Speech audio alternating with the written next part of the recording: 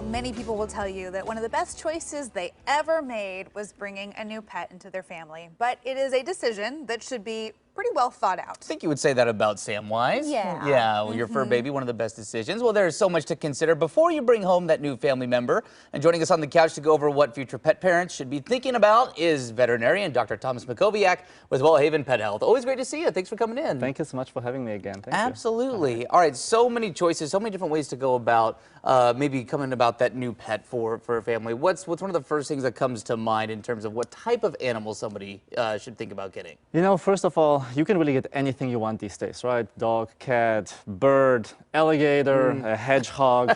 But first of all, check if it's legal in the state. So I would recommend go on the website of the Department of Agriculture and see if it's legal to have this pet. That's one thing.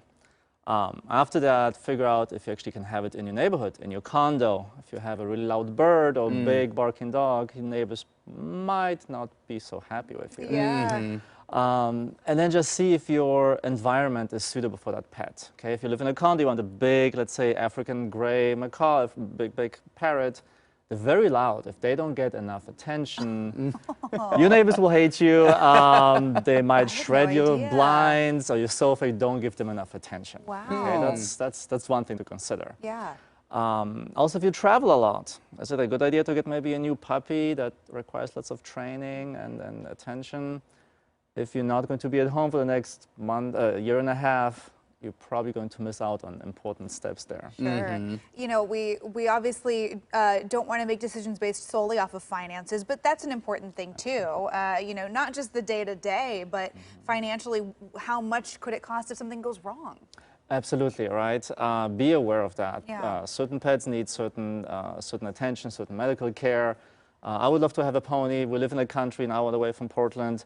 But I don't think I have enough time to deal with that. And some people might get into it and then they realize it's very expensive to have a stable and the food and all those things necessary.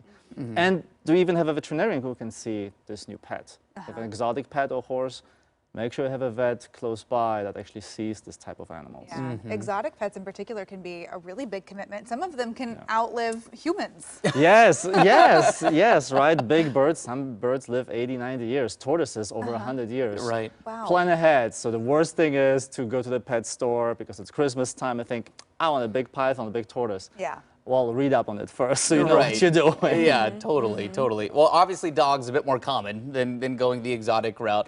You have 3 dogs yourself, so yeah, you practice what you preach here. So when you were going through the process of getting your dogs, what decisions did you have to take into account? Look at that. Yeah, they're all over me. See, when we lived downtown Portland, the Pearl, we only had 1 dog. Then we moved out to the country. Like, okay, we can have more dogs. We have 3 now, 4th one on the way. Oh my gosh. And they're all big, right? Great Danes and Dobermans. So it's really fun, but don't do that if you live in a 1,000 square foot apartment. It's not going to be enough. Right. Yeah, fair enough. And sometimes dog size doesn't always equate to energy levels too. You know, there are bigger dogs that are total couch potatoes.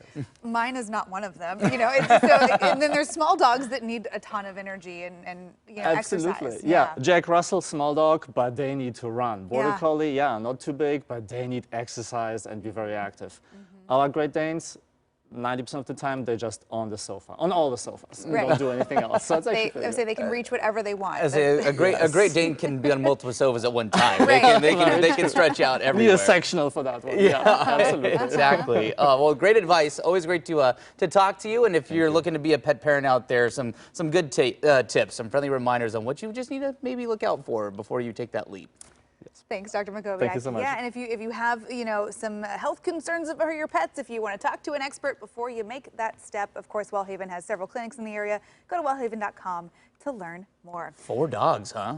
4. Is the 4th going to be a big dog too? A Doberman as well. Oh. Wow, busy house. That's so great. Busy house. Yeah, grab an extra little lint roller, from the store. And take the food off the counter. Right.